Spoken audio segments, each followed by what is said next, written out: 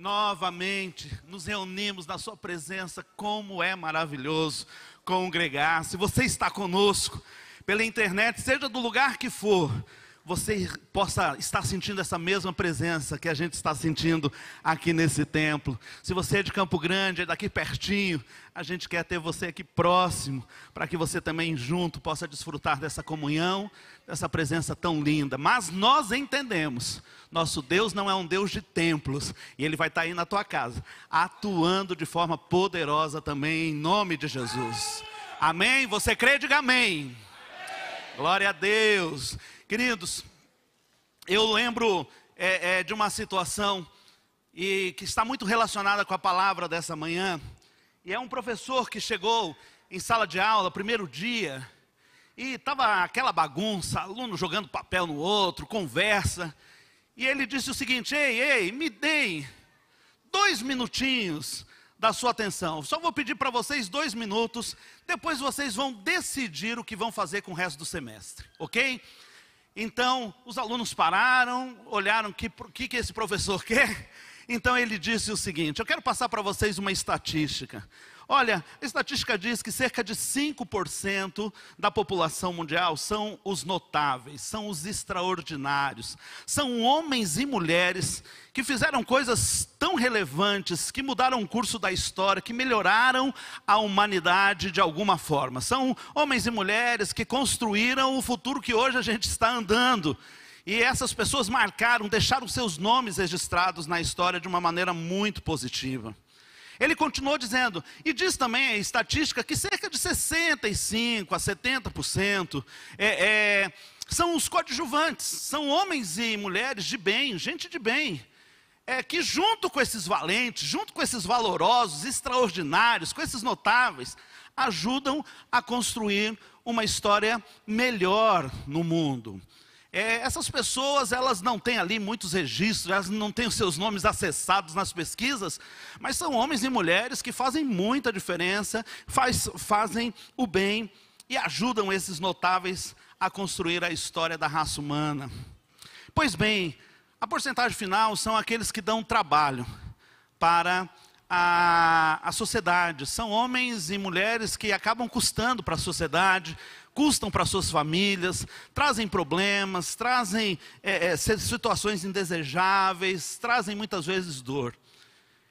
O professor então continuou e disse: olha, eu tenho muitas coisas que eu quero compartilhar com vocês.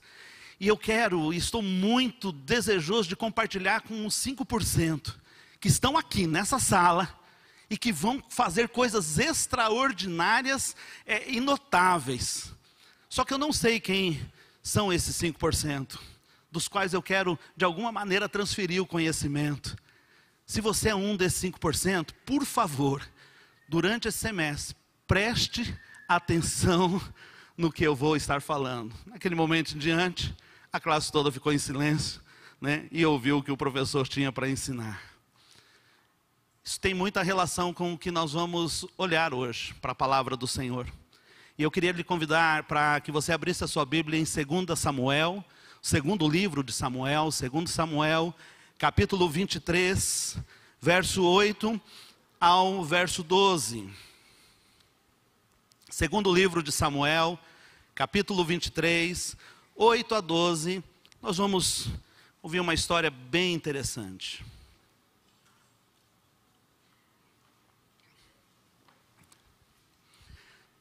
São estes os nomes dos valentes de Davi: Josebe-Basebete, repita comigo, Josebe-Basebete, filho de Taquemone, o principal de 3. Este brandiu a sua lança contra 800 e os feriu de uma vez. Depois dele, Eleazar, repita comigo, Eleazar, filho de Dodô, filho de Aoi, entre os 3 valentes que estavam com Davi, quando desafiaram os filisteus ali reunidos para a peleja. Quando já se haviam retirado os filhos de Israel, ele se levantou e feriu os filisteus, até lhe cansar a mão e ficar pegada a espada. Aquele dia, o Senhor efetuou grande livramento, e o povo voltou para onde Eleazar estava somente para tomar os despojos. Depois dele, Samá, repita, Samá, filho de Agé, o Ararita. Quando os filisteus se ajuntaram em Leí, onde havia um pedaço de terra cheio de lentilhas, e o povo fugia diante dos filisteus, pôs-se Samá no meio daquele terreno, e o defendeu, e feriu os filisteus, e o Senhor efetuou grande livramento. Repita comigo, grande livramento. Novamente, grande livramento. Pai, nós estamos diante da Tua palavra. Pela Tua graça, pela Tua misericórdia, nós te pedimos, Senhor, manifesta a Tua presença, a Tua vontade, a Tua voz. Fala, Senhor, aos corações de todos nós que estamos aqui presentes, a começar ao meu coração, ó Pai. Nós estamos ansiosos por ouvir da Tua voz, em nome de Jesus. Amém. Geralmente, nós pregadores, nós temos um desejo no coração. A gente deseja que ao final da ministração da palavra, as pessoas possam, quase que na sua totalidade, sair daquele ambiente de culto, levando algo para o seu coração, dizendo, Deus falou comigo. E esse realmente é um desejo, a gente ora, a gente se prepara, para que ao final alguém, de alguma maneira, o auditório todo possa ser alcançado pela palavra de Deus. Minha expectativa nessa manhã não é essa. Essa manhã eu vim trazer a palavra, mas eu vou falar apenas a 3 pessoas que estão aqui nesse auditório. Existem 3 pessoas que Deus deseja falar nessa manhã, só que eu não as conheço, eu não sei quem são. Mas eu sei, se você for uma dessas 3 pessoas, Deus tem algo para dizer para você. E eu espero que ao final deste culto, talvez não todos, mas se você é um desses 3, você possa dizer, Deus falou comigo. Amém? A expressão valente ocorre cerca de 90 vezes na Bíblia. A expressão valente, valentia, ocorre cerca de 90 vezes na Bíblia. O nosso dicionário, pelo menos o mais conhecido, talvez um dos principais, Aurélio, ele designa a palavra valente, o termo valentia, como coragem, audácia, valor. Você pode ir repetindo comigo? Coragem, audácia, valor, força, energia, vigor, proeza, façanha, qualidade do que é resistente, resistência. Essas são as designações para a palavra valente, valentia, para a expressão. E é interessante, parece para Deus esse ser um tema tão caro, tão importante, de que a própria palavra do Senhor, entre tantas histórias, reserva pelo menos um capítulo inteiro da Bíblia para falar dos valentes, para fazer uma lista sobre os valentes, para tratar sobre os valentes que foram usados pelo Senhor. Nós conhecemos esse capítulo como os heróis da fé. Está em Hebreus capítulo 11, eu sei que você sabe, mas você está tímido, Ei, glória, Hebreus capítulo 11, é um texto destinado a falar sobre esses heróis, homens e mulheres, valentes, valorosos, guerreiros e guerreiras do Senhor, que fizeram a diferença. Nós temos ali a história de cada um deles, a partir de Abel, nós temos, vamos passando pela história dos grandes homens e mulheres que fizeram a diferença, tratando de Enoque, de Abraão, de Moisés, de tantos outros. E quando ele tenta descrever todas aquelas histórias, lá no versículo 33 de Hebreus 11, ele então tenta dar um resumo. Na visão de Deus, quem é um valente? Na visão do Senhor, como que nós poderíamos determinar? Como que nós poderíamos definir o caráter e a vida dessas pessoas? Então ele faz um resumo a partir do versículo 33 de Hebreus 11 assim: os quais, por meio da fé, preste atenção, subjugaram reinos, amém, praticaram a justiça, obtiveram promessas, fecharam a boca de leões, extinguiram a violência do fogo, escaparam ao fio da espada, da fraqueza tiraram força, fizeram-se poderosos em guerra, puseram em fuga exércitos de estrangeiros, mulheres receberam pela ressurreição os seus mortos. Diga amém. Glória a Deus. Fala desses homens. Talvez quando eu vou citando a qualidade, quando eu vou citando ali um resumo da história, você já lembra até do personagem. Mas ele não para isso. ele não para apenas nessa perspectiva de aparente sucesso humano, né? De gente que fez algo assim, que ficou para a história. Ele continua dizendo, olha só o versículo 35, alguns desses valentes, dessas valorosas, foram torturados, não aceitando seu resgate para obterem superior ressurreição. Outros, por sua vez, passaram pela prova de escárnios e açoites, algemas e prisões, foram apedrejados, provados, cerrados ao meio, mortos a fio de espada, andaram peregrinos, vestidos de peles de ovelhas e de cabras, necessitados, afligidos, maltratados, errantes pelos desertos, pelos montes, pelas covas, pelos antros da terra, homens dos quais o mundo não era digno. A perspectiva de um valente não é aquela perspectiva que nós temos de um sucesso humano. Na relação de valentes que a Bíblia nos traz, fala de gente que padeceu, fala de gente que terminou chorando na terra, mas entrou em gozo no céu. Uma das coisas que eu mais gosto quando eu leio Apocalipse é quando a palavra do Senhor diz, né? E Ele enxugará dos seus olhos toda lágrima, porque muita gente vai chegar chorando lá, pastor. Tem muita gente que vai chegar chorando, são valentes, são homens e mulheres que fazem a diferença. Homens e mulheres dos quais o mundo não é digno. Deixa eu te falar, uma boa notícia, essa lista está aberta, amém? A Bíblia foi concluída como palavra do Senhor. Não há nova revelação, mas a lista de heróis da fé está aberta. Um dia vai se contar sobre esta geração. Um dia vai se contar sobre os crentes, sobre os cristãos que habitavam este mundo nesse dia. Nos dias em que nós vivemos, e eu gostaria sinceramente que você e eu fôssemos lembrados como homens e mulheres que marcaram a história dessa geração, como valentes do Senhor, como homens e mulheres que fizeram a sua parte. Posso ouvir um amém? Glória a Deus. Você vai estar nessa lista, sim ou não? Em nome do Senhor Jesus. E aqui nós vamos aprender, mas pastor, será que faz tanta diferença? Às vezes a gente olha para a palavra do Senhor, né, queridos? E eu fazia isso muito quando eu era adolescente, não é uma boa prática, mas às vezes eu falava, Senhor, eu quero que o Senhor fale comigo, então eu abria a Bíblia, né? Na onde aparecia, eu abria a Bíblia assim, e muitas vezes caía naquelas genealogias, tanta coisa importante para Deus nos falar, e aquela relação de nome sem fim, não é verdade? Quantas vezes aconteceu isso? Eu falava, Senhor, para que isso? Tanta pergunta eu tenho. O Senhor coloca essa relação de nome. Você vai lá em Romanos capítulo 15, né? Paulo tem tanta instrução importante, mas ele dedica o capítulo 15 só para falar dos seus afetos, dessas pessoas. E eu falo, será que é para pôr nome em filho, né? Eustáquio, né? E tem tantos outros nomes ali que aparecem, né? Não sei se tem alguma irmã grávida, gêmeas, por exemplo, trifena e trifosa, né? Está tudo ali, né? Será que é para pôr nome em filho? Um dia orando ao Senhor sobre isso, eu lembrei até da história, né? Porque quando a gente está na juventude procurando a prometida ou prometido, a gente faz todo o propósito diante do Senhor.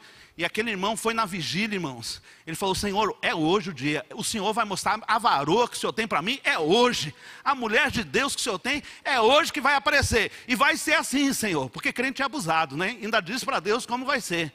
Eu estou orando aqui. Quando eu abri os olhos, a primeira que eu vi é essa que o Senhor tem preparado. E ele, então, em nome de Jesus, amém. Que é quase 1, 2, 3 e já, né? Em nome do Senhor Jesus, amém. Abriu o olho. Irmão, a irmãzinha mais sem gracinha, mais feinha da igreja, estava na frente dele. Ele fechou o olho e falou, Senhor, não estou de brincadeira. Não estou de brincadeira. Sabe? E eu perguntava, Senhor, para que tanto esses nomes? Às vezes eu quero que o Senhor fale uma coisa tão prática para mim. E o Espírito Santo me revelou o seguinte, é que a Bíblia é a história de como Deus pega gente comum como eu e você e faz coisas extraordinárias. É por isso que cada um daqueles nomes tem um valor para Deus. É por isso que o Senhor te chama pelo teu nome. Eu digo sempre o seguinte, que se o Senhor Jesus tivesse falado, sai para fora, todos os mortos sairiam, mas Ele já teve que pôr nome. Ó, agora é só a vez de Lázaro. Lázaro, sai para fora. É assim que Ele faz com a gente, é pelo nome. É quando Zaqueu desce da árvore, Zaqueu vem, Ele nos conhece, e cada nome para o Senhor faz a diferença. Por isso talvez você se sinta um normal. Você fala, pastor, eu não sou esse valente não sou essa essa guerreira, essa valorosa. Eu quero te dizer, é assim, com gente normal, como eu e você, que Deus quer fazer coisas extraordinárias e glorificar o seu santo nome, amém? Valentes são importantes pelo menos por 3 motivos. O primeiro fala sobre Josebe e Basebete. Eu queria que você repetisse comigo: valentes fazem o trabalho de muitos. Vamos lá? Valentes fazem o trabalho de muitos. Josebe e Basebete, o homem que feriu 800. A palavra do Senhor diz, o primeiro deles é Josebe e Basebete, filho de Taquemone, o principal dos 3. Este brandiu a sua lança contra 800 e os feriu de uma vez. Olha que interessante, eu ainda sou da época do Rambo, né, do Arnold Schwarzenegger, né, esses heróis, esses homens já estão ficando ultrapassados. Mas às vezes eu olho para os filmes, não sei se você nota aquilo, o cara está com um revólver na mão, tá? E um monte de metralhadora vazando em cima do cara, e nada pega o tiro dele. Ele dá um tiro, mata 10. Você já viu esse tipo de filme? Você fala, da onde que esse cineasta tirou isso? Da Bíblia, irmãos. Josebe e Basebete. Josebe e Basebete, um homem, uma lança, feriu 800 de uma vez, amém?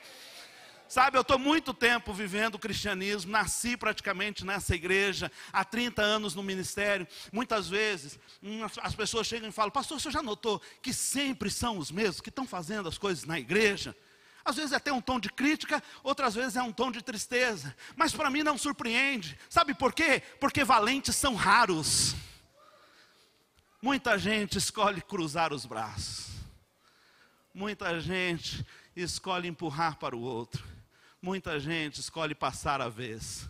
Mas eu não vim falar aqui com os que passam a vez, porque o Senhor me trouxe para falar com 3 valentes que estão aqui nessa noite, nessa manhã. E eu quero te dizer em nome do Senhor Jesus, se você é um desses valentes, saiba, o Senhor vai te fortalecer, porque tem muito trabalho a ser feito. São 800, eu não sei como que aconteceu isso, a Bíblia não detalha, se eles fizeram um círculo, se eles fizeram enfileirado, né? Como que foi essa questão, mas algumas coisas eu aprendo. Primeiro, problema nunca vem sozinho. Você já notou que problema nunca vem sozinho? Final do mês, o dinheirinho já está curto. É justamente o dia que fura o pneu, não é? Alguém fica doente, tem um remedinho para comprar, o dinheiro já não tem. Problema nunca anda sozinho, só anda de bando. Eu falo que geralmente problema é covarde, né? Eles sempre estão pelo menos em 2, 3. Valentes são importantes, porque haverá muita luta. Mas eu quero te falar uma coisa. A palavra do Senhor diz que não se preocupe. Os velhos, eles muitas vezes, né, se dão muitas vezes por cansados. Já fiz o que tinha que fazer. A Bíblia diz também que os jovens se cansam. Eles mesmos, os próprios jovens, se fadigam. Mas a palavra do Senhor diz que aqueles que esperam no Senhor renovarão as suas forças, voarão como águias. A palavra está me dizendo que vão vir muitos problemas. E eles podem vir em bando, não tem problema. Eles podem vir em 8, eles podem vir em 80, eles podem vir em 800, mas a palavra te garante, Ele adestra a mão para a peleja, Ele fortalece os meus braços, é Ele quem me livra, é Ele quem entra com providência. Você acha muito 800? Quem acha que 800 não, pastor, é demais? Levanta a mão, seja sincero, 800 é demais, não é? Mas eu quero te dizer o seguinte, o Senhor não vai te fortalecer para 800 não. A palavra te dá uma promessa superior a essa. Ela diz, 10.000 cairão ao seu lado, 10.000 à sua direita. Você não será atingido em nome de Jesus. É palavra, é promessa do Senhor sobre a tua vida. Não é positivismo, querido. Não é palavra nem de ordem, é promessa do Senhor. Pode vir os 800 sim, pode vir 1.000, pode vir 10.000, aquele que está contigo te fortalece para todas as batalhas. É Ele o teu Deus, é Ele o teu escudo. Eu estava lendo hoje pela manhã o Salmo 18. Ah, que lindo. Depois você vai, Salmo 18, Salmo 144. Ah, os seus inimigos virão, eles podem vir em 800. A palavra do Senhor diz que o Senhor espalhará os seus arcos do céu, montará o seu cavalo, e eles sairão correndo diante da tua presença. Promessa do Senhor na sua vida. Você tem batalha para enfrentar essa semana? Levanta nessa força valente, porque o Senhor está contigo, em nome do Senhor Jesus. Valentes são importantes porque fazem o trabalho de muitos, mas valentes são importantes porque também aprendemos com Eleazar. Eles fazem da sua missão a sua vida, e da sua vida a sua missão. Você pode repetir? Valentes.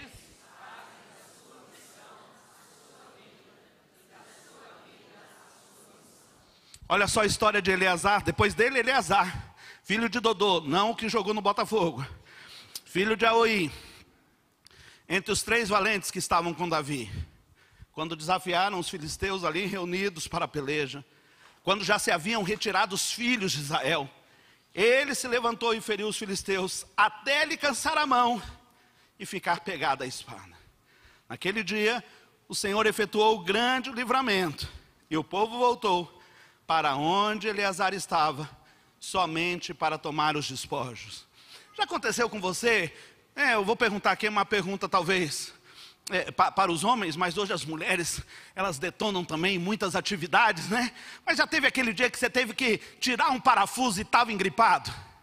Você faz tanta força na chave de fenda, na chave Phillips, que no final a sua mão fica assim grudada na ferramenta. É até difícil abrir a mão assim. Foi o que aconteceu naquele dia. Eles saíram, viram um grupamento dos inimigos, chamaram para a peleja, chamaram para a briga. O povo foi embora, não, nós estamos fora. E ficou Eleazar lutando. Ficou Eleazar ali guardando o posto. A Bíblia fala e dá a entender de que essa batalha, ela se demorou.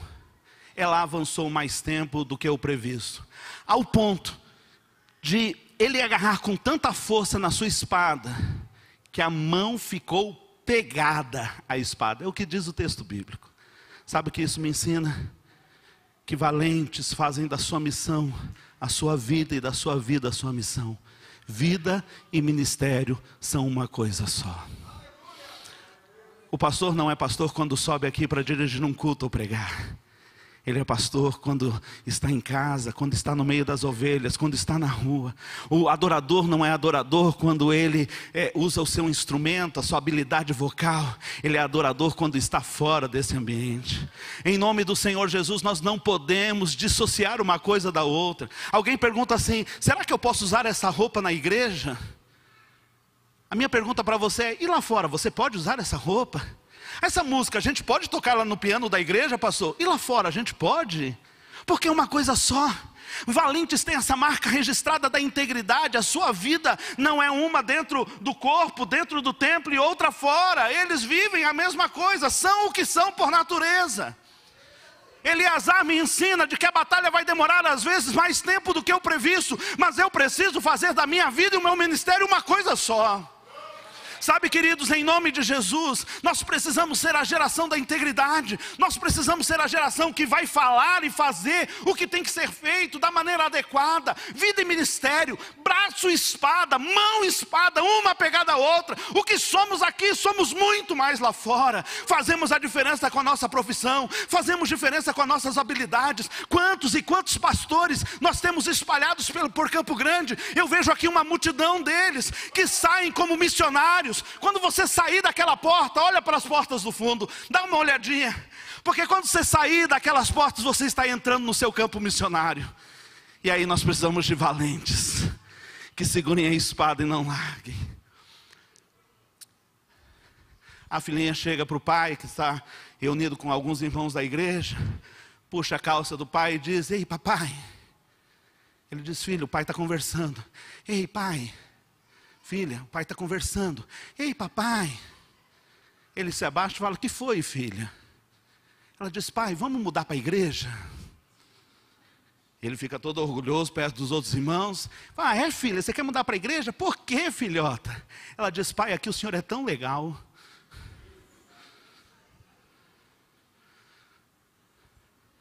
A gente vem discutindo no carro, né, querido?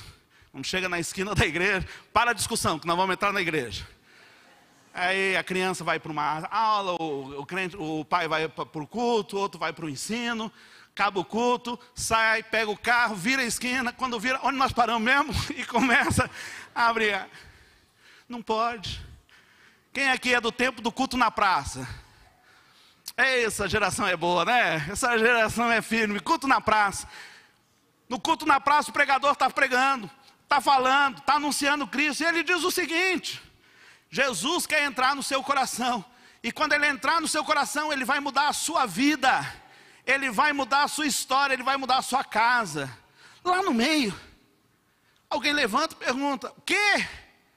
Ele diz então, mais entusiasmado ainda, Jesus, ele vai entrar no seu coração. E quando ele entrar no seu coração, ele vai transformar a sua vida, vai transformar a sua casa.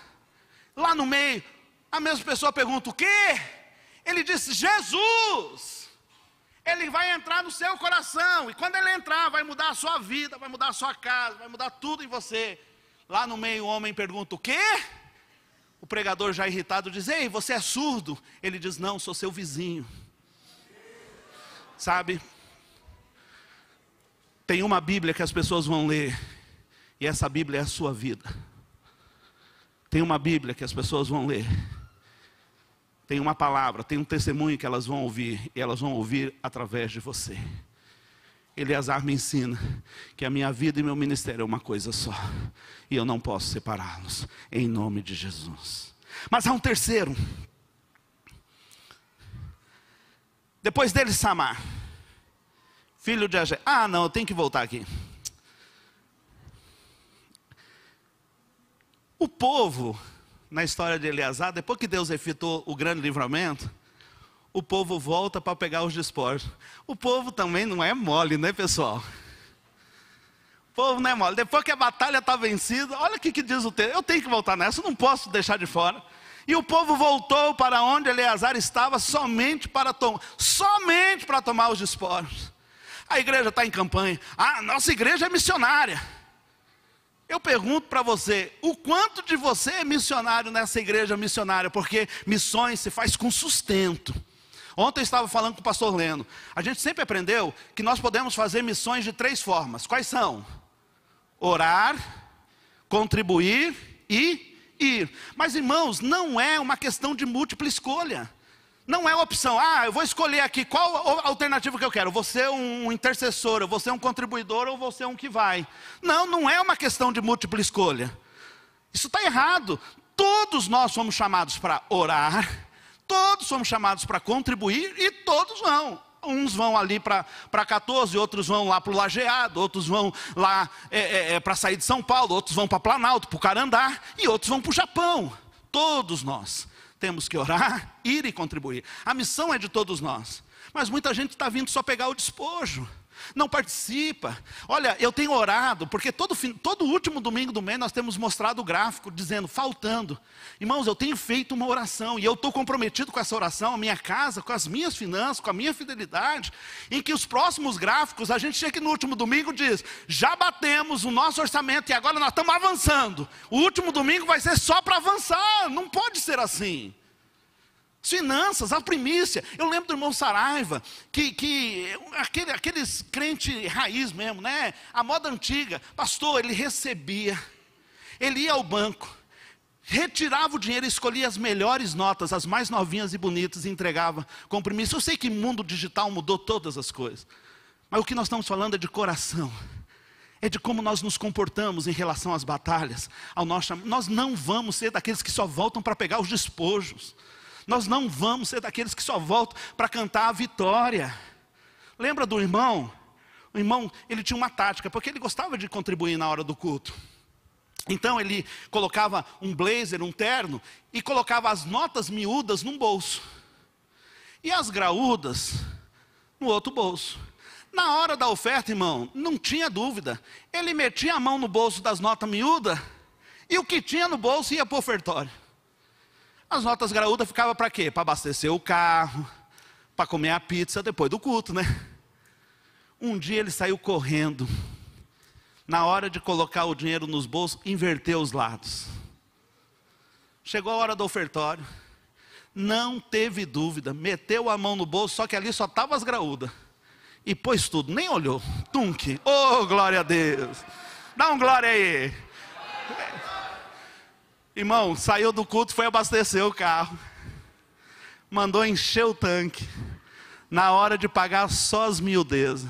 Irmão, crente em apuro, tem uma coisa que todo crente em apuro faz. Qual que é a primeira coisa que crente em apuro faz? Ora. Ah, não teve dúvida, viu que não tinha dinheiro para pagar, meteu a oração e falou: Senhor, o que eu vou fazer com isso? Na hora o Senhor falou com ele: e eu, o que você acha que eu ia fazer com isso aí? Então, vamos estar comprometidos, nós não somos do que isso. Mas esses não são os valentes, e a gente veio falar para os valentes. Eu quero mais alguns minutinhos da sua paciência. Valentes são a última fronteira de resistência ao inimigo. Isso eu aprendo com Samá. Depois dele, Samá, filho de Ageu, Ararita. Quando os filisteus se juntaram em Leí, onde havia um pedaço de terra cheio de lentilhas, e o povo fugia diante dos filisteus, pôs-se Samá no meio daquele terreno e o defendeu, e feriu os filisteus. E o Senhor efetuou grande livramento. Repita comigo: grande livramento. Valentes são importantes porque fazem o trabalho de muitos. Valentes são importantes porque fazem da sua vida a sua missão e da sua missão a sua vida. E valentes são importantes porque eles são a última fronteira de resistência ao inimigo. A história de Samá conta um tempo de guerras entre os filisteus e Israel.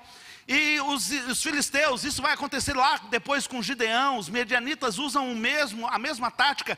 Os filisteus invadem as terras israelitas, e aquilo que eles não podem, que ainda não está colhido, eles colocam fogo. Aquilo que ele já está colhido, eles saqueiam e levam.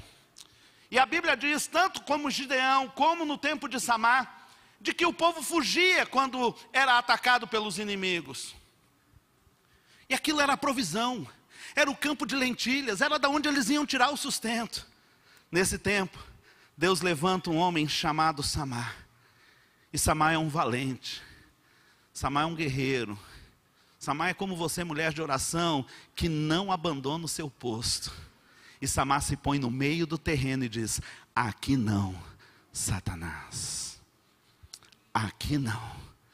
Aqui você não vai colocar o seu dedo. Aqui você não vai colocar a sua mão. Uma coisa me escandaliza muito. É o crente assistindo Big Brother assim. Eu precisava sentar aqui. Ele na frente da televisão. Isso é o crente assistindo Carnaval, Big Brother, essas coisas assim.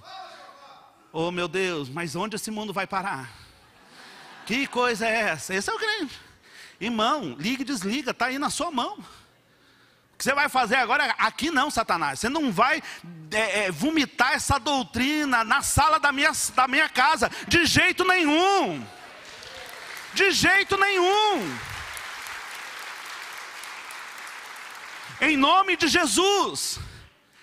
Eu sei que muitos passam lutas, semearam na vida dos filhos, plantaram, tiveram lutas para encaminhar os seus filhos no caminho do Senhor, mas chega uma época da vida que Satanás, ele faz ali a sua ronda, os inimigos vêm, pessoas de má influência começam a andar. Mas eu quero te desafiar, mesmo que pareça para você perdido, diga hoje: aqui não, Satanás, na minha casa não, nas minhas finanças não, aqui na minha igreja não. O Senhor colocou um valente, o Senhor colocou um homem, uma mulher de oração, com espada em mão, e pelo poder da palavra do Senhor, todos os inimigos terão que sair por 7 caminhos, em nome de Jesus, sejam quais eles forem. A história do Evangelho é muito lindo, mas o próprio Nietzsche, ao fazer uma observação, ele diz sobre isso: De todos os que escreveram a história, eu tenho um interesse particular por aqueles que as escreveram com o seu próprio sangue. Eu não sei o quanto de sangue você já derramou. Eu não sei o quanto de lágrimas você já derramou. Eu não sei se o desespero e a desesperança já tomou o seu coração. Eu não sei, queridos, mas uma coisa eu sei: se você é um desses 3 valentes que o Senhor colocou aqui nessa manhã, se levante nessa manhã diante do Senhor com autoridade espiritual, cheio do Espírito Santo e da sua palavra. Diga: aqui não, Satanás, no meu campo de lentilhas você não vai fazer a sua arruaça. Sabe, talvez você se sinta despreparado, talvez você se sinta cansado, mas lembre-se, Ele é o Deus que te fortalece, Ele é o Deus que adestra suas mãos para a peleja.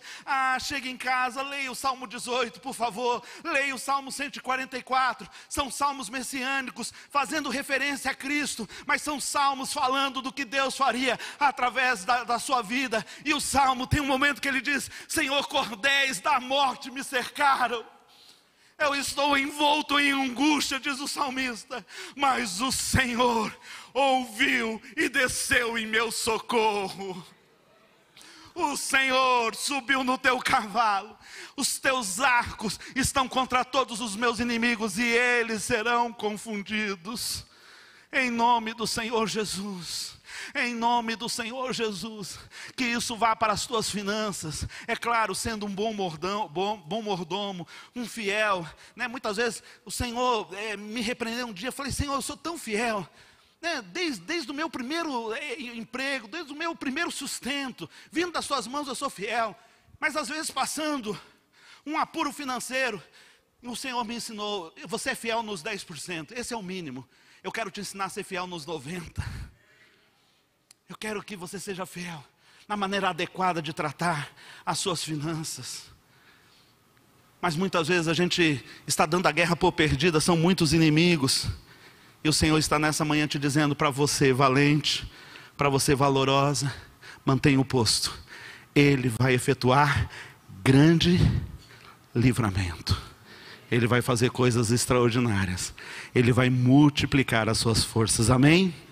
Eu quero concluir lá no versículo 15, segundo o livro de Samuel, capítulo 23. Eu quero concluir essa história. Suspirou Davi e disse: quem me dera beber água do poço que está junto à porta de Belém. Eu fiquei 5 anos fora de Campo Grande, e eu amo muito a minha terra. E tinha uma das coisas que me fazia lembrar de Campo Grande, era quando vinha a primeira chuva depois da seca, e sobe aquele cheirinho de terra molhada. Quem conhece esse cheirinho gostoso de terra molhada? Aonde eu estava, eu lembrava de Campo Grande. Eu falava: eu estou apaixonado pela minha cidade, né? E talvez você tenha alguma coisa que te lembre. Estava assim Davi: que vontade de beber aquela água do poço que está na porta de Belém. Mas Belém estava sitiada pelos filisteus. E eu não sei se alguém aqui já ficou apaixonado. Você já se apaixonou? Levanta a mão. Se alguém aqui já ficou apaixonado, levanta a mão. Mas pode levantar com convicção. Agora, eu vou te dar uma oportunidade única de avivamento na sua casa hoje, varão. Tem alguém aqui apaixonado? Se entendeu? Mas tem alguém aqui apaixonado? Levanta a mão. Está apaixonado? Aí... Teve gente que perdeu a oportunidade. Podia levantar a mão, já dar aquele olhar 43, né, irmão? Você levantou a mão, né? Você pode fazer um favor para mim? Como que é seu nome, meu irmão? Irã. Você pode dar um suspiro apaixonado? Só um suspiro. Olhou para mim, viu? Olha para ela, é mais fácil do que para mim.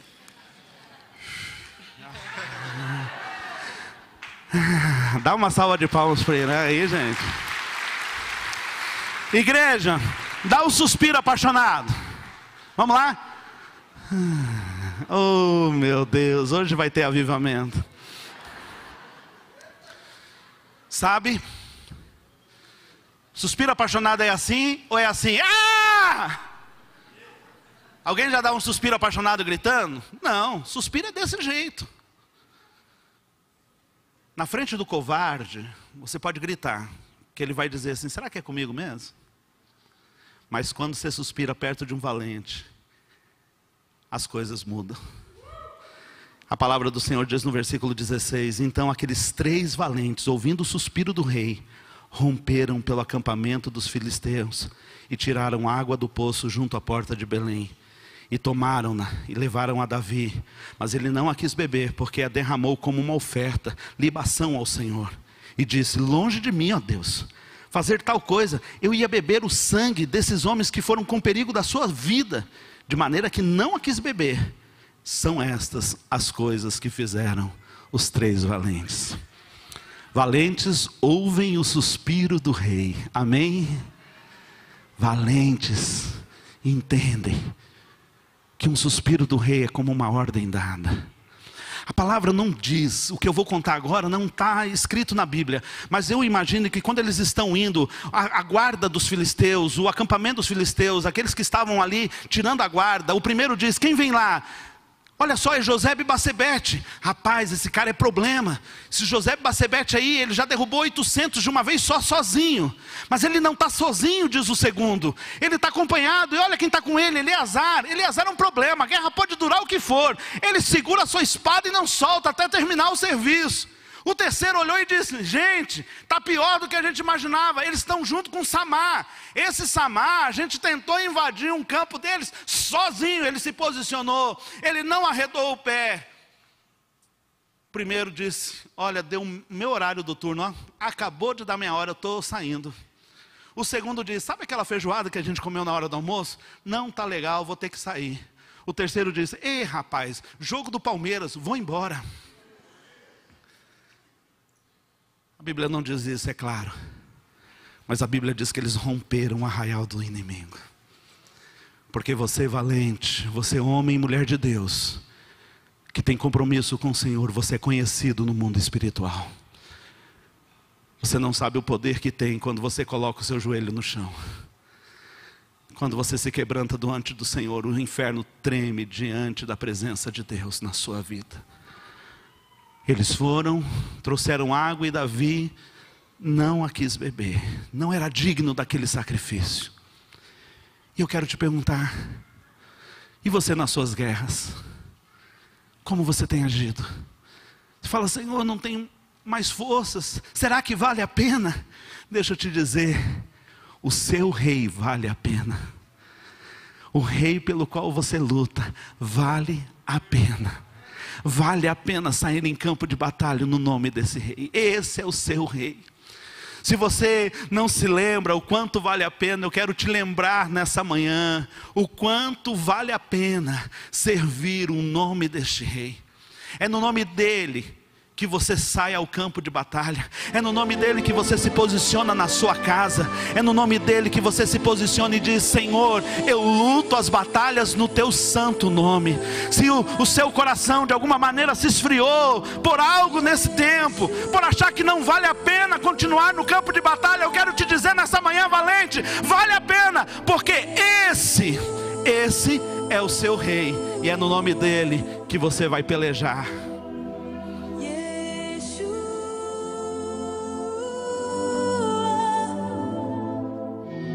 A Bíblia diz que o meu rei é o rei dos judeus. Ele é o rei de Israel. Ele é o rei de justiça. Ele é o rei da história. Ele é o rei do céu. Ele é o rei da glória. Ele é o rei dos reis. Ele é o Senhor dos senhores. Este é o meu rei. Me pergunto se você o conhece. Meu rei é um rei soberano. Nenhum tipo de medida pode definir o seu amor ilimitado.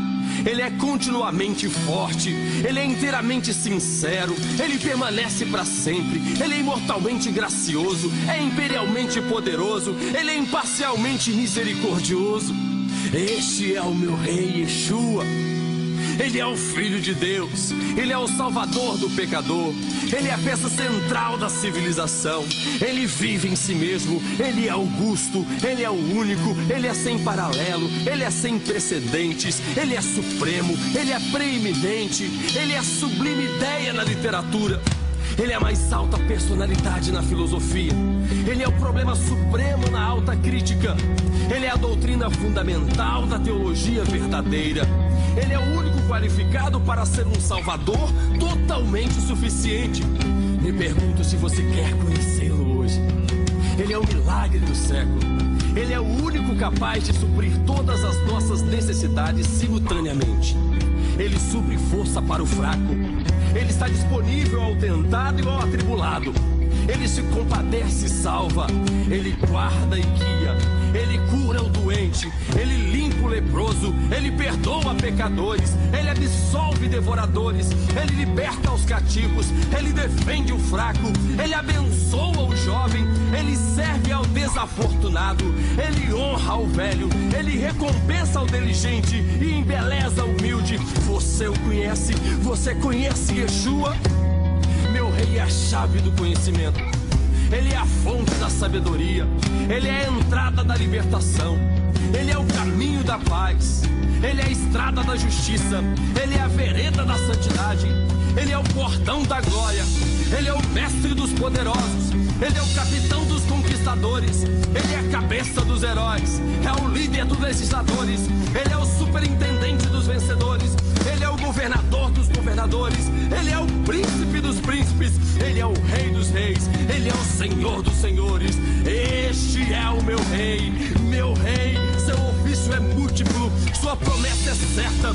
Sua luz inigualável. Sua bondade não tem limites. Sua misericórdia é eterna. Seu amor nunca muda. Sua palavra é plena. E a sua graça, sua graça é suficiente. Seu reino é justo. Seu fardo é leve. Seu jugo é suave. Bem, eu desejaria poder descrevê-lo para você, mas ele é indescritível. O meu rei é indescritível. Ele é incompreensível. Ele é invencível. Ele é irresistível. Estou tentado lhe dizer, amado, que os céus dos céus não pôde contê-lo, muito menos um homem explicá-lo. Você não pode tirá-lo da sua mente. Você não pode afastá-lo de suas mãos. Você não pode prolongar os seus dias e não pode viver sem ele. Os fariseus não suportaram, mas descobriram que não podiam pará-lo. Pilatos não achou falha nele. As testemunhas não conseguiram fazer com que seus testemunhos concordassem sobre ele. Herodes não pôde matá-lo. A morte não pôde lidar com ele. E a sepultura não pôde contê-lo. Este é o meu rei. Ele sempre foi, ele sempre será. Eu estou falando sobre o fato que ele não teve predecessor e não terá nenhum sucessor. Não havia ninguém antes dele e não haverá ninguém após ele. Você não pode depô-lo, ele não irá renunciar. Este é o meu rei, louve ao Senhor. Este é o meu rei, teu é o reino, o poder e a glória. Todo o poder pertence ao meu rei. Nós ouvimos falar de poder negro, poder branco, poder verde, mas o poder é de Deus. Teu é o poder, tua é a glória. Tentamos conseguir prestígio, honra, glória para nós mesmos, mas a glória é toda dele. Teu é o reino, teu é o poder, a glória para sempre, sempre, sempre. Quão louco é isso? Sempre, sempre, sempre. E quando você passar por todos para sempre, então é o homem. Glórias sejam dadas ao seu rei. Ele é o meu rei. Se você está aplaudindo o seu nome, eu quero lhe convidar a se colocar em pé. Eu quero, em nome do Senhor Jesus, lembrar de que Ele é o seu rei.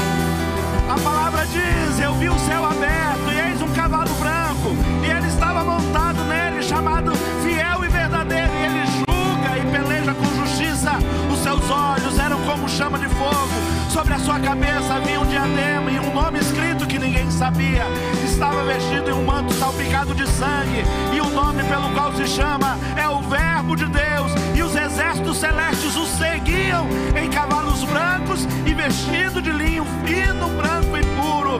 No seu manto e sobre a sua coxa está escrito: Rei dos Reis, Senhor dos Senhores.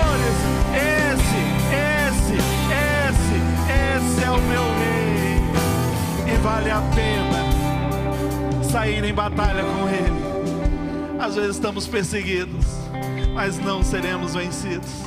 Tantos se levantaram para parar a igreja, mas ela não será parada.